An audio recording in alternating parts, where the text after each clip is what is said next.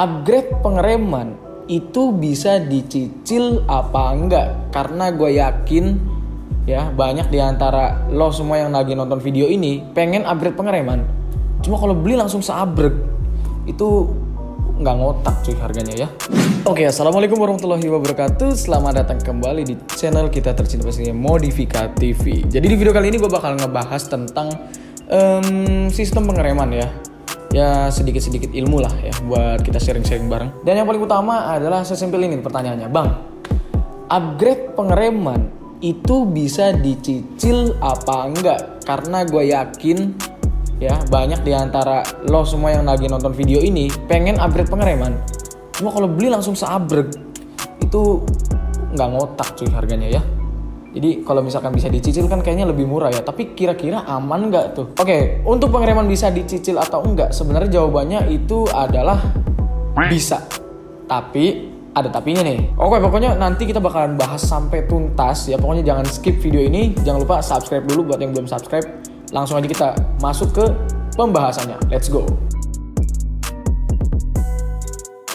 Oke, jadi yang pertama, kalau lo mau upgrade pengereman tapi punya budget yang terbatas dan pengen ngerasain upgrade pengereman ya, saran gue coba upgrade kampasnya dulu. Kampas apa? Kampas rem. Kampas yang ada di kalipernya ya. Ya minimal buat awal-awal lah ya, biar nggak terlalu mahal dan ya pokoknya awal-awal. Oke, lu bisa ganti kampas rem yang standar itu pakai kampas rem yang kandungan biji besinya tuh yang lebih banyak ya. Contohnya kayak kampas-kampas semi metalik dan kawan-kawannya lah. Oke, untuk penggunaannya si kampas rem yang kandungan biji besinya lebih banyak ya, itu sebenarnya efektif banget kalau buat upgrade pengereman awal-awal ya. Itu efeknya kerasa, rem jadi lebih pakem. Tapi ada tapinya nih ya. Jadi hukumnya tuh hampir sama kayak kampas ganda dan mangkok koplingnya motor Matic ya, di CVT ya. Itu hukumnya hampir sama kayak gitu. Jadi kalau misal nih lu pakai kampas ganda karbon tapi mangkoknya standar, itu mangkoknya yang bakal cepet aus. Sebaliknya, kalau pakai mangkok kartel tapi kampas gandanya standar, kampasnya yang cepet aus. Jadi kalau misalkan pakai kampas yang kandungan biji besinya lebih banyak, itu minusnya piringannya jadi cepet aus dibanding kalau pakai kampas yang biasa.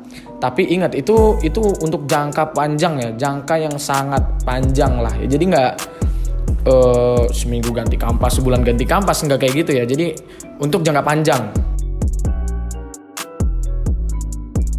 Nah, kalau tadi kan itu buat update pengereman budget pas-pasan ya, maksudnya yang awal-awal lah ya. Nah, kalau sekarang ini kita masuk ke bagian urutan upgrade pengereman versi dicicilnya. Urutannya gimana tuh?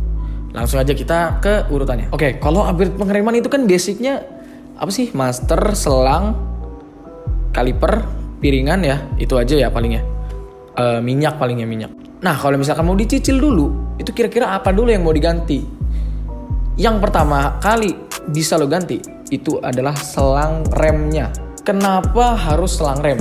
Karena selang rem yang standar itu dia kan selang remnya masih berbahan karet ya. Nah kalau karet itu sistem kerjanya sebenarnya sama aja sama yang selang rem merek aftermarket ya. Tapi ya pada proses penghantaran minyak remnya ke kaliper itu kalau selang rem yang karet tadi itu kurang stabil kalau dibanding selang rem braided namanya ya. Itu yang buat selang rem yang material kawat itu ya. Kayak selang rem yang kita jual itu yang berbahan kawat itu namanya selang rem braided. Dibacanya apa sih? Braided.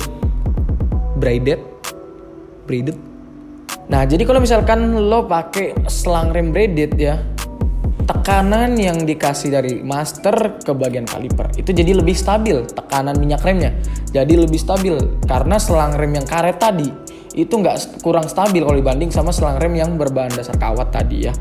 Dan selang rem yang karet tadi itu bisa ada potensi buat muai atau kembung. Pernah lihat nggak nih kurang lebih kayak gini di gambar ini?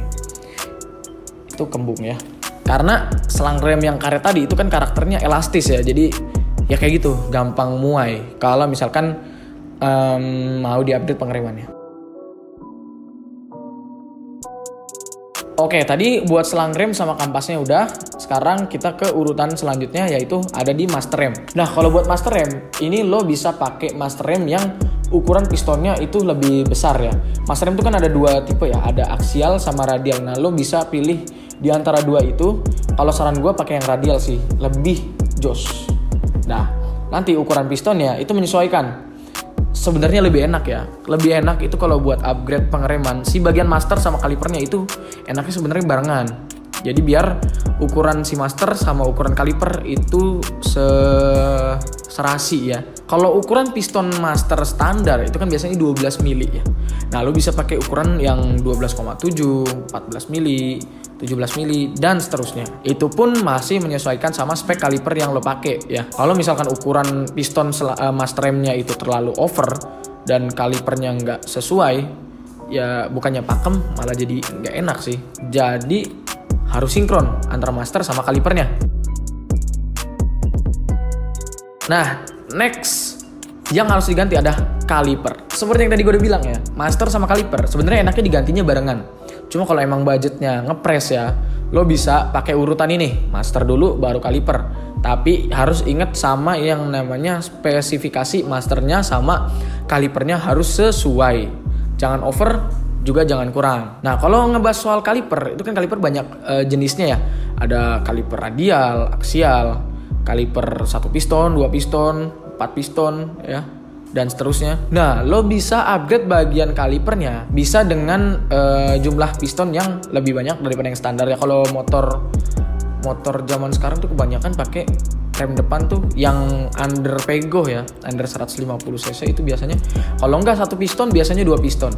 Nah, lo bisa pakai yang 4 piston atau yang 2 piston tapi yang pistonnya lebih gede, ada nggak sih? Ya pokoknya harus sesuai sama si masternya itu ya, harus sesuai sama si master remnya, spesifikasinya harus sesuai. Oh ya, betul. Kalau misalkan lo nggak mau ganti kaliper, sebenarnya bisa ganti kampasnya aja, tapi master remnya standar. Kalau mau pakai master rem aftermarket pun itu cari yang pistonnya nggak terlalu gede ya. Oke, buat yang terakhir itu ada yang namanya disc pad.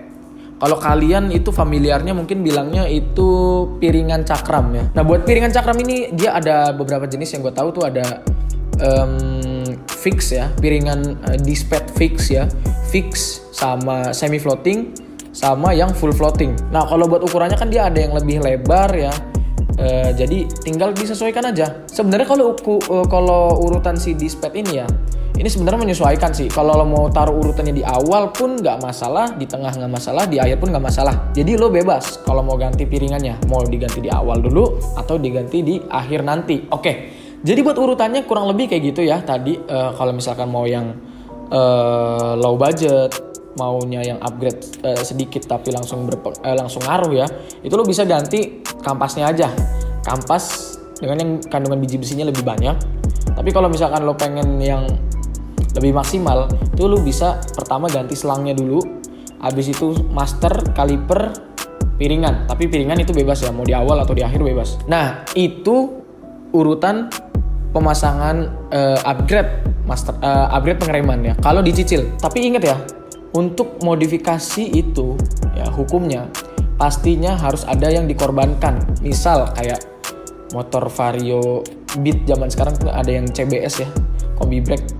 Itu kalau upgrade pengereman itu biasanya kombi brake-nya jadi hilang. Tapi tenang aja, kombi brake-nya hilang itu diganti sama performa pengereman yang lebih mantap. Oke, jadi kalau misalkan lu kurang jelas sama info yang gue kasih atau gue ada salah-salah kata, lu bisa langsung benerin di komentar ya. Bisa langsung benerin di komentar. Dan kalau pengen komen-komen yang lain, tanya-tanya, konsultasi, silahkan. Kalau pengen konsultasi lebih jelas dan detail, nomor WA udah gue taruh di deskripsi. Oke, videonya sampai sini aja. Thank you buat lo semua yang udah pada nonton videonya sampai habis. Semoga videonya bermanfaat. Jangan lupa like, comment, share ke teman-teman lo semua supaya ilmu ini menjadi daging ya. Dan jangan lupa juga subscribe, klik tombol loncengnya biar nggak ketinggalan video-video terbaru dari kita pastinya. Oke? Thank you buat lo semua yang udah nonton. See you and bye-bye.